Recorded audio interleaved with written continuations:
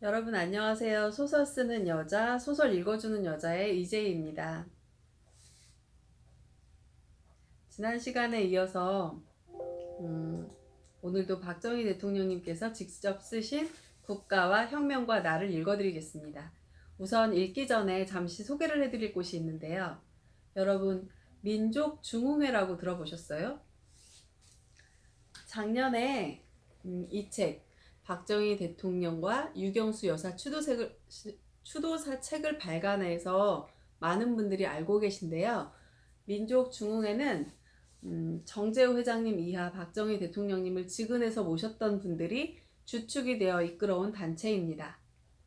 박정희 대통령님 돌아가시고서 변변한 추도식조차 못 올리고 있을 때에 이제 박정희 대통령님을 직은해서 모셨던 분들이 제5주기, 그러니까 85년도에 제5주기 추도식부터 해서 한 번도 거르지 않고 작년에 39주기 추도식까지 계속 이제 현충원에서 추도식을 올린 단체입니다. 작년에 39주기 추도식에는 박정희 대통령님 탄신 100돌이기도 해서 애국 국민 여러분들께서 많이 참석을 해주셔서 자리를 빛내주신 그 인사를 여기서 감사드린다고 인사드리겠습니다. 저는 작년에 위촉받은 민족중흥회 홍보대사 이재희입니다. 네.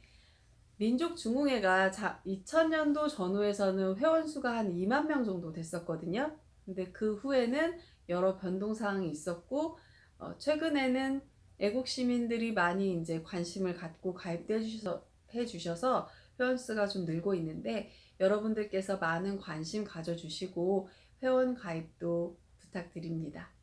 또 그래야 힘도 합쳐서 여러 가지 일을 할 수 있지 않겠습니까? 요즘에 박정희 대통령님의 업적 지우기가 한참인데 여러분께서 다 같이 관심을 가져주시기를 부탁 말씀 올립니다.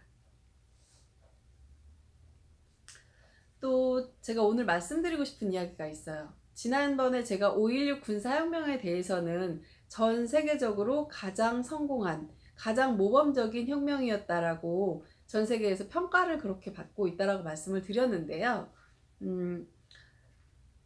2017년 노벨 경제학상을 시카고 대학에 있는 그 리차드 세일러라는 교수가 받았어요. 근데 그 내용을 살펴보면요. 박정희 대통령님의 경제 발전 상을 모델로 글을 쓴 거거든요.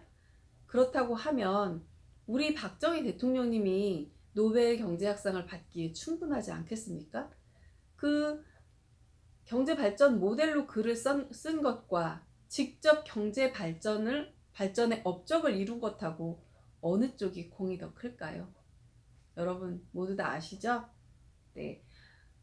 저 같은 경우에는 제 생각이지만 박정희 대통령님이 노벨 경제학상뿐 아니라 노벨상을 전체를 다 드려도 아깝지가 않은 분입니다.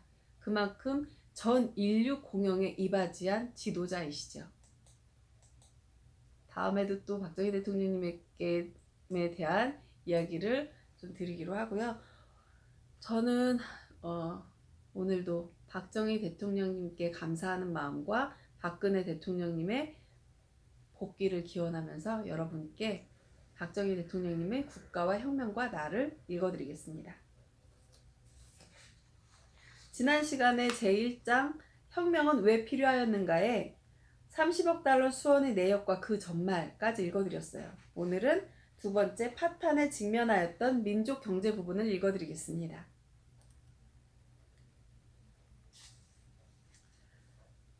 파탄에 직면하였던 민족 경제. 그러면 5.16 혁명 이전, 즉 60년 당시 한국의 수입 대체 산업이나 특종 기간 산업 부문은 어떠하였는지 살펴보자. 본격적인 경제개발 계단에는 아직 발을 들여놓지 못하였지만 그래도 해방 후 혼란기의 극복, 6.25 동란의 수행과 전제복구 등을 통하여 미국의 대한원조가 한국의 경제면에 어쨌든 크게 기여하였음은 인정할 수 있다. 그러나 이와 같은 미국 측의 성의에도 불구하고 그 원조 정책에 묘를 득하지 못한 것과 한국 정부의 정책 빈곤 및 부패 등 요소로 국가 경제의 중추 분야가 파탄 직전에 허덕이지 않으면 안 되었다. 국민 총 생산량과 산업구조, 농촌의 희생과 국제수지의 역조. 60년, 즉 혁명 이전의 국민 총 생산량의 추이를 더듬어 보면 53년의 불변 가격 GNP 8,363억 환이 58년에 와서는 11,112억 환으로 올랐으나 53년을 100의 수지로 보면 58년은 132.9가 되어 연간 평균 6%의 성장을 보였을 뿐이다.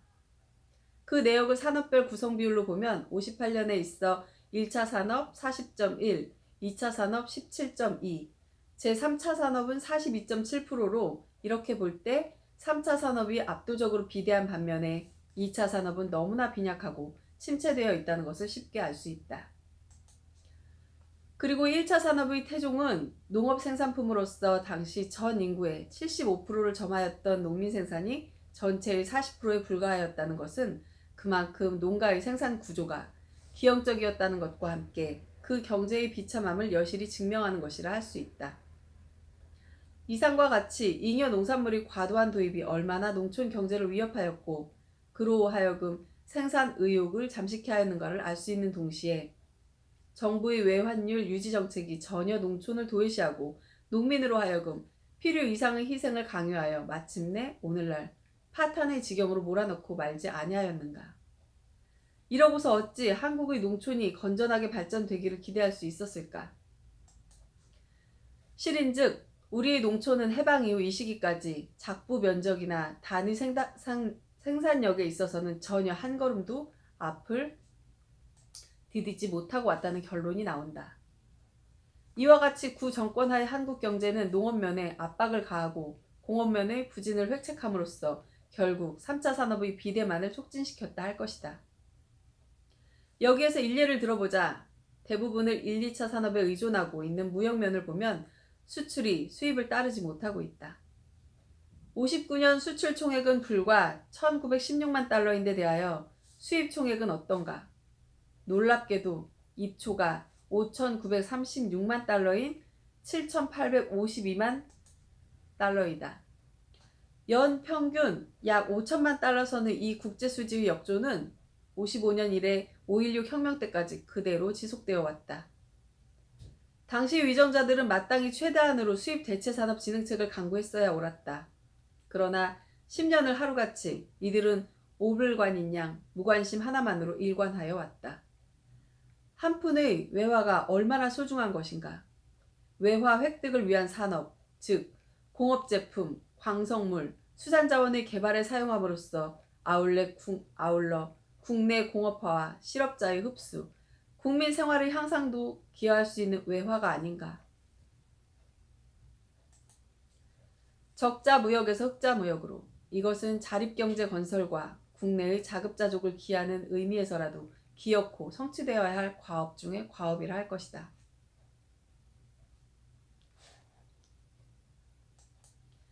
공업화의 원동력과 석탄 문제. 모든 것이 고난의 연속인 한국 경제에도 한 가닥 희망적인 지대가 있었으니 이것이 곧 특수산업과 지하자원이다. 무연탄, 중석, 철광과 수산자원인 해태, 석화, 한천, 새우, 기타 해산물과 공예품, 인삼류, 도자기, 면실류, 해바라기유, 특수화학약품, 그리고 농우 등은 우리의 수출 부문에서 큰 비중이 있는 것들이다. 그럼에도 불구하고 이러한 보고도 결국은 무성의한 구 정권의 처사로 인하여 방치되어 미개발 상태를 면하지 못하였다. 한편 국가경제의 공업화 과정에 있어 불가결한 요소인 동력 부문은 과연 제대로 돌아갔던가 살펴보자. 세계 자원연감에 의하면 한국의 석탄 매장량은 약 56억 톤이다. 전 세계 매장량의 0.1%에 불과하다. 그것도 남한만으로는 6억 5천만 톤. 그러니까 전 세계 매장량에서 보면 그 비율은 0.01%로 줄어든다. 본인이 조사한 자료에 의하면 석탄의 매장량과 유지 연수는 미국이 4,400년, 영국은 820년으로 되어 있고 프랑스와 일본은 375년과 200년이다. 그러면 우리 한국은 어떠한가? 민주당 정권 시의 석탄 개발 10년간 계획에 보면 목표량이 1200만 톤. 그것이 확실하고 근거 있는 산출이라면 40년의 유지밖에 될 수 없다. 이같이 석탄 매장량으로 본다면 한국의 동력원은 지극히 비관적이므로 대신 수력발전 등 전력 부문의 개발에 나서야 옳았다. 그러나 이 부문은 석탄 사정 이상으로 말이 아니었다. 석탄의 매장량이 적다고 하는 것은 어디까지나 장래에 관한 걱정이 되겠지만 보다도 당면한 고충은 탄가의 앙등과 수요 부족에 있었다. 한국 동란 이래 세계의 탄가가 9달러 내외임에도 불구하고 우리는 언제나 이 선을 훨씬 상회하여 왔었다. 수요면은 어떠한가? 구 정권 시 계획이 61년도의 543만 9천 톤에 비하면 그 5년 후인 998만 천 톤이 수요 예견량으로 되어 있다. 이러자면 60년대의 2배 증산이 뒤따라야만 되는 것이다. 그러나 당시 채탄 실적은 다분히 비관적인 현상을 노정하는 것이었다. 공업면에서는 동력 역할을 하고 국민 생활에는 의식주와 대견할 수 있는 생활 필수품인 이 석탄이 구 정권하에서는 전술한 수급 지체와 탄가의 고율로 하여 그만큼 나라의 살림살이뿐 아니라 개인의 생활까지 크나큰 위협을 가하였던 것이다. 놀라지 않을 수 없었던 전력 사정. 석탄과 더불어 자주 경제 확립의 원동력이자 현대 공업의 기초 자원이요 국민 생활의 필수 자원인 이 전력은 어떤 처지에 있었던가. 여기서 다시금 강조하고자 하는 것은 이의 확보 여하에서 비롯되는 놀라운 결과에 대한 것이다. 오늘날 현대 문명사회, 특히 국제사회에서의 전력이 차지하는 비중은 너무나 큰 바 있다. 전력은 곧 국력이라고도 말하고 있으니 말이다. 더구나 한국과 같이 후진국에 있어서 이것이 감당하는 역할은 국력 이상이라고까지 말하고 있다. 철로가 동맥으로 통한다면 전력은 그 심장에 해당될 수 있는 문제다. 이같이 중요한 전력. 그러나 우리는 이와는 너무나 인연이 멀었다. 45년 8월 당시 남한은 8만 1000kW의 자체 전력을 보유하고 있었으나 별도로 북한으로부터 6만 kW의 양을 공급받고 있었다. 그러나 3년 후인 48년 5월 14일에 와서 북한 측은 일방적으로 단전을 선언하고 말았다. 모든 산업은 중단되다시피 되었고 거리는 암흑화한 느낌조차 있어 그 답답함을 우리 국민은 이미 만끽한 바 그대로다. 6.25 동란에 와서는 이 8만 km의 출력마저 기능을 잃고 말았다. 구 정권은 여기에 대하여 얼마만큼의 관심을 기울였던가. 부패와 무능으로 그저 방관만 하고 있었던 것이다. 혁명 직전 민주당 정권 자신에 의하여 발표된 전력 요강에 의하면 당시의 평균 출력 19만 5천 kW, 최대 출력 26만 5천 kW로 되어 있고 그 수요량에 있어서는 평균 25만 7천 kW, 최대 수요량에 있어서는 37만 2천 kW라 공표되어 있다. 이렇게 구 정권 자신의 공표에서도 보는 바와 같이 그 부족량은 17만 7천 kW이다. 그러나 부족량은 여기에서 끝나는 것이 아니다. 연간 5만 kW의 자연 수요 증가를 계산한다면 그때부터 10년 후의 총 수요량은 79만 5천 kW가 된다. 구 정권하 17만 7천 kW의 부족량과 70년의 순 증량 60만 kW의 건설 사업은 도저히 그들에게 기대할 수는 없는 노릇이 아니겠는가. 본인은 혁명 이전부터 각별히 전력에 대하여는 주의를 경주하여 왔다. 더구나 외국과 우리를 비교하였을 때의 놀라움은 지금 이 순간에도 생생하게 되살아나는 것을 어찌할 수 없다. 60년대를 기저로 하여 선진 각국의 1인당 연간 수요 소비량과 우리의 실정을 살펴보면 다음과 같다. 노르웨이 5,220kW, 캐나다 4,830kW, 미국 3,220kW, 일본 800kW, 한국 67kW. 참으로 놀라운 개수이다. 인구 2,400만을 산하는 당당한 독립국가인 이 나라가 미국 디트로이트시 소재 포드 자동차 회사 하나의 발전량 34만 kW보다도 훨씬 그 아래를 오가는 상태다. 이러고서 어찌 자주며 자주의 꿈을 꿀 수 있겠는가 말이다. 이러고서 어떻게 한국의 공업화를 소리칠 수 있는 일일까? 이러고서 구 정권은 무슨 명목으로 정권을 또 감당하겠다는 말인가? 우리는 사력을 다하여 전력의 개발을 다투어 앞장서야 할 것이다. 전력 없이 생산이 있을 까닭 없고 생산 없는 곳에 민족 경제의 생장은 바라볼 수 없기 때문이다. 버림받은 지하자원. 한국 지하자원 가운데서도 달러 박스라 할 수 있는 것은 중석과 흑연이다. 중석은 철 합금 자료로서 전략물자에 필수한 것이며 이는 자유세계에서 미국 다음 가는 생산량을 가지고 있고 전 세계 수유량의 3분의 1을 한국이 담당하고 있는 것이다. 그러나 과거에는 경제시책으로서도 이 중석이 빛을 보지 못한 것이 사실이다. 약 15만 톤으로 추정되는 매장량의 개발에 있어 상동 광산 정도를 빼놓는다면 기회의 것은 볼품이 없다. 당시 전국에는 132개소의 중석 광산이 있었다.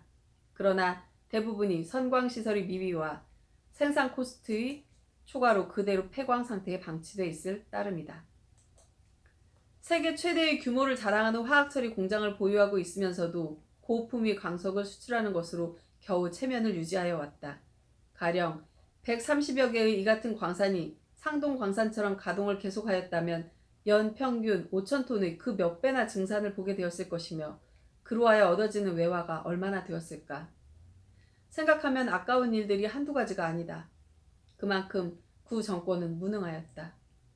중석불 사건이나 중석 사건 등으로 이를 오직 자신들의 영화나 치부에 이용하려 하는 등 부패에만 일념하였을 뿐이었다. 실로 중석은 세계시장에 각광받는 한국 유일의 지하자원이다.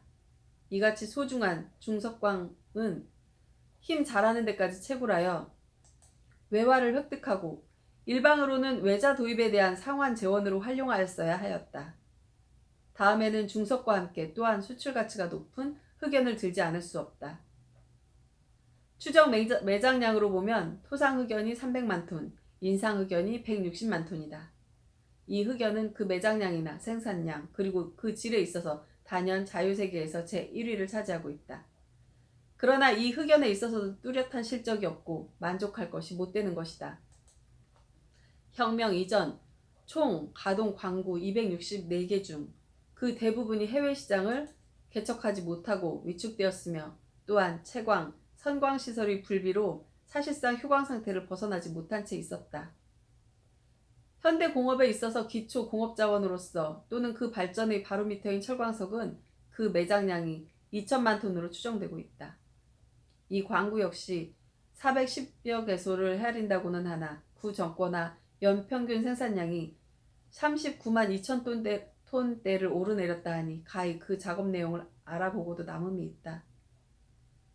그리고 여기서 우리가 한 가지 기이하게 생각되는 것은 이들 생산량은 거의가 해외로 수출되고 국내 수요량인 15에서 20만 톤 중 대한중공업, 삼화제철 등의 생산 선처를 제외한 6만 톤은 역수입하고 있었다는 것이다. 이 하나의 사실만 보더라도 구 정권 때의 경제시책이 얼마나 맹목적이었던가를 알 수 있을 것이다. 선철 이외에도 세계시장의 총화가 되고 있는 방사성 광물이 10여 종에 달하고 그 매장량이나 질면에서도 상당히 유망시되고 있다. 그러나 눈에 안 보이는 천길 물속의 노다지는 아무 소용이 없다. 기설 광구는 휴업 상태로 내버려 두었고 광업 개발은 염두에 두지도 않는 그들에게 언제까지나 나라를 맡겨 놓았다가는 오늘 이 시각에 어찌 되었을 것인가. 서상의 몇 가지 실례로서 지하자원 개발의 단면을 살펴보건대 결론적으로 건국 12년간의 실적은 사실상 해방 당시에 비하여 별로 진전을 보지 못했다고 할 수 있다. 그도 그럴 것이 대부분이 괭이와 소쿠리 등의 연장과 손으로 만져야 하는 그와 같은 원시적 산업 과정이며 제품화하지 못하고 광물 자체, 그것도 화학적 처리 없이 조합품으로 수출의 명맥을 유지하였으니 말이다. 민주주의도 좋고 자립경제 확립의 구호도 좋지만 그보다도 아니 그 훨씬 이전에 바쁜 일은 오랜 시일을 버림받아온 여기 광산지대에 발을 직접 들여놓는 일이다. 국가관리업체의 파탄. 22%대 78%란 높은 비율로 소비재에 편중되었던 미국의 대한원조와 구 정권의 무질서한 경제 시책의 영향은 먼저 중요 기간산업 부문에 결정적인 타격을 가져오게 하였다. 원래 경제개발 장기 계획에 대한 근본 정책의 허용 없이 연간 회계 연도에 의한 단기 원조 계획을 실시하여온 원조 당국에 대하여 기간 산업의 건설을 희망하였다는 것은 당초부터 큰 잘못이었다. 이것은 한국 정부의 중대한 모순이었다. 이로하여 기간 산업 면에서 본 30억 달러의 수원 결과는 단지 원조 정신의 권화나 그 정치적인 상징처럼 되어버린 인천의 판초자 공장과 문경의 시멘트 공장, 그리고 충주 비료 공장의 차트에 남을 뿐이었다. 외자의 자원으로 이 부문의 건설이 이러한 실정인데 하여 그렇다고 내자를 동원하여 공장을 건설한다는 것은 전혀 현실을 어기는 일밖에 아무것도 아닌 것이다. 그래서 본인은 여기에 기간 산업의 유일한 지축이 되어 있는 국영기업체에 논급하지 않을 수 없게 되었다. 조선전업, 대한중공업, 남선전기, 경성전기, 대한조선공사, 대한해운공사, 대한석탄공사 등은 그 무렵의 한국 경제를 지탱하는 데 중추적인 역할을 하여온 것이 사실이다. 최소한도 이 관리 기업체 하나만이라도 합리적인 운영과 제대로의 발전을 볼 수 있다면 그래도 공업화까지는 경제 유지에 도움이 될 수 있는 것이다. 그러나 그러한 우리의 기대는 역연 수포가 된 지 오래가 아니었던가. 일례로 59년도 하반기 결산서 보고에 본다면 엄청난 손실금만이 열기되고 있다. 조선 전업 224억 환, 대한중공업 73억 환, 남선전기 46억 환, 경성전기 35억 환. 이렇다. 물론 이외에도 정부 직할 8대 기업체는 물경 445억 환의 적자를 내고 있었던 것이다. 국가의 독점 기업이란 크나큰 이점과 정부의 강력한 지원을 입었으면서도 어찌하여 이 같은 손실금을 가져오게 하였는지 도시 모를 일이다. 이것은 곧 구정권이 얼마나 여기에 손을 대었는가를 역력히 증명하여 주는 살아있는 증거다.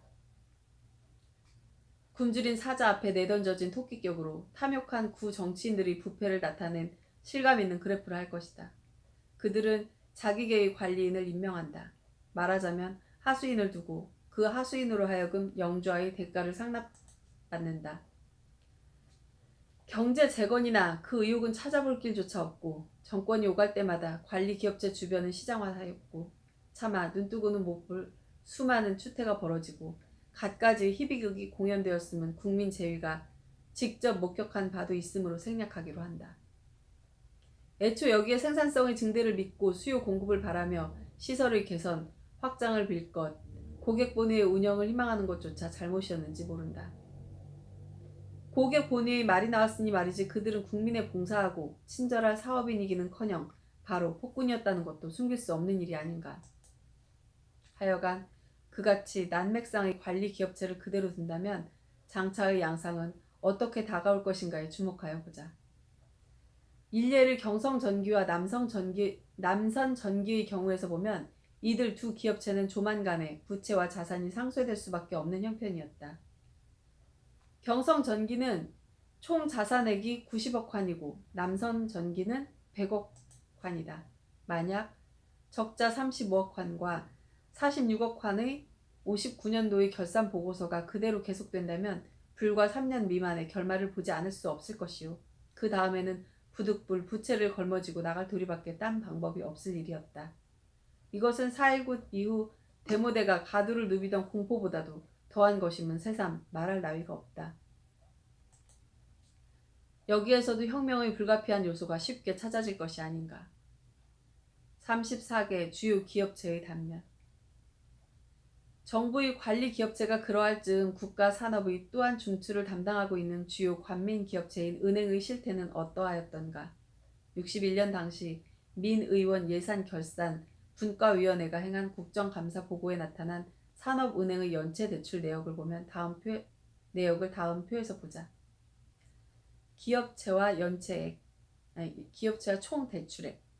태창 방적 72억 4,300만 원. 100만 이하는 제가 그냥 안 읽고 가겠습니다. 독립산업, 동, 독립산업 59억 7,600만 환, 대한조선공사 43억 4,400환, 중앙산업 5억 8,600환, 대한중공업 65억 2,700환, 척방염업 8억 5,300환, 조선주택영단 88억 7,800환, 대명광업개발 7억 9,600환, 신흥재지 17억 600환, 수도영화 11억 4,600환, 대한조선 철공소 8억 5,300환, 삼화비료 3억 6,400환, 기아산업 14억 5,700환, 성암주정 2억 2,400환, 조선제분 7억 3천환, 7억 3천만 환, 한일공업 4억 1,300환, 금강용전 2억 1,200환, 조선기계제작소 7억 8천만 환, 한국미창 3억 2,700환, 대한중앙산업 5억 5,500환, 농협중앙회 9억 6,100환, 6,100만 환, 해남투자공업 4억 3,800환, 대한주정공업 2억 400만 환, 제주주정공업 2억 1,400환, 삼길광업 1억 4,600환, 부도자기 1억 5,600환, 대한산업개발 2억 9,900환, 흥화공작소 2억 7천만 환, 구간방적 2억 7천만 환, 국경제분 2억 500만 환, 동해실업 7억 2,800만 환, 남북건설 2억 5,600만 환, 동양축산공업 2억 8,400만 환, 삼익무역 1억 5,600만 환. 합계가 34개소 485억 7,400만 환. 이자가 102억 7,100만 환. 놀라운 대출도 대출이려니와 그보다도 이들 기업체들은 그 원금의 전액 내지 그중 일부 또는 그 이자에 이르기까지도 전혀 갚지 못하고 있었다 하면은 정말 열린 입이 닫히지 않는 것이다. 그리고 이 중 그 태반은 사업의 계속 운영으로 원리금 상환의 기회가 있을 수 없었고 따라서 기업체 자체를 경매 처분하여야 할 사정에 있었으며 연체 이자의 초과마저도 담보가치의 미달로 결손 처분 않을 수 없는 실정에 있다고 들렸다. 건국 초창기라 할 그 당시에 있어 천금 같은 한 푼이 말을 바꾸자면 국민의 피땀 어린 이 많은 거액들을 융자받고 특권층의 그들은 과연 무엇을 어떻게 하였단 말인가. 이 돈이 간 행방은 도대체 어디며 이 자금으로 하여놓은 그 실적이 어떤 것이었고 당국은 당국대로 이런 꼴을 실제하고 있었으면서도 어찌하여 수수방관하였던 것일까. 정권과 기업이 부정의 그늘 아래 결탁한 좋은 표본을 우리는 여기서 생생하게 찾아볼 수 있다. 이러고서도 무슨 면목이 있다고 구 정객들은 다시 민중 앞에 나서려는가. 그것은 내가 한 짓이 아니고 나 아닌 나의 동료가 한 것이다. 잠시는 이렇게 때묻은 손을 호주머니에 감출 수도 있을 것이다. 그러나 민중은 그가 살고 있는 마을 사람들은 종래는 알아내고야 말 것이다. 민중은 잘 알고 있다. 만약에 그와 같은 부정한 야합이 몇 년을 더 계속되었더라면 오늘 이 시각이 과연 어떻게 되었을 것이며 또 이 앞으로 그들에게 과연 전과 같이 마음대로 유리할 수 있는 기회를 준다면 국가의 자산이 다음 세대의 자손들이 어떤 환경에 직면하게 될 것인가를 이제는 똑똑히 알게 되었다는 것을 구 정객 또한 깨달아야 하는 것이다. 마치 불난 도둑맞은 폐가를 인수하였구나. 이는 본인이 구 정권을 인수하였을 때의 솔직한 심경이었다. 쓸쓸한 황야 가운데서 초라한 초가집을 터전으로 하여 전연 새로운 살림을 꾸려나가지 않으면 안 되었다. 그러나 조금도 놀라워한 것은 아니었다. 왜냐하면 그것은 우리가 혁명 이전에 충분히 살펴온 현실이었기 때문이다. 이같이 혁명 이전, 즉 60년대에 있어서의 한국 경제는 그러하였고 미국의 대한원조 역시 큰 성과를 보지 못한 것은 그동안에 누누이 지적한 바 그대로다. 연간 2억 달러 내외의 미국 원조와 매년 평균 5천만 달러선을 상회하는 국제 수지의 역조로 한국 경제의 수지는 연간 평균 3억 달러의 적자를 내고 있었다는 것도 전술에서 특기하였다. 이것은 다시 말이 되겠거니와 한국민이 외국의 원조 없이도 자립경제를 성취하고 국가를 유지하려면 우리 자신의 힘으로 연간 3억 달러, 즉 구화로 환산하면 3,900억 환을 더 벌어들여야 한다는 뜻이 된다. 그러나 이 액수는 어디까지나 국가 경제의 수지에 그칠 뿐이다. 국가의 공업화, 기타 제경제의 향상을 위하여는 그보다 몇 배나 더 되는 액수를 벌어들이지 않을 수 없는 것이다. 불가능하다고 돌아앉을 것인가? 그러나 구 정권은 이 돈을 벌어들이기는커녕 외국에서 공짜로 주는 돈도 제대로 활용하지 못하였거니와 철두철미 낭비에 일관하였을 뿐이다. 국내는 정치, 사회의 파국적인 사태가 간단없고 이를 틈타서 물가는 앙등일로 상승하였으며 통화의 팽창은 앞날의 한국 경제에 크나큰 위협을 가하고 있는데 국외는 미국의 원조가 순차적으로 소멸되어 갔고 외래 상품의 분류처럼 흘러들어와 국가 경제를 일패도지의 경으로 화하게 하는데도 구 정권은 그저 무감각한 채 낮잠에 한가하였다. 하루속히 자주 경제를 확립하고 이렇게 함으로써 제1차적으로 경제전에서 공산 북한을 이겨내고 최소한도나마 국제사회의 일원으로서 대응할 수 있는 역량을 시연 행세하였어야 하였다. 다시 여기서 거듭 말하거니와 혁명은 이 같은 경제적인 사명감에서 거사되었다는 것이다. 오늘 읽는 부분은 여기까지입니다. 이 박정희 대통령님께서 이거 정말 분란, 도둑맞은 폐가를 인수하였다고 그런 심정이었다고 말씀하셨는데 이걸 읽어보면서 정말 그 당시가 얼마나 부패하였고 이 얼마나 정권이 잘못되었는지를 알 수 있겠네요. 우리 박정희 대통령님 정말 너무 훌륭하십니다. 제가 그래서 이 후손이 이렇게 당당하게 경제 10위의 대국에서 살 수 있게 되었습니다. 박정희 대통령님께 감사한 마음 다시금 새겨보면서 오늘 저는 여기서 마치겠습니다. 여러분 들어주셔서 감사합니다.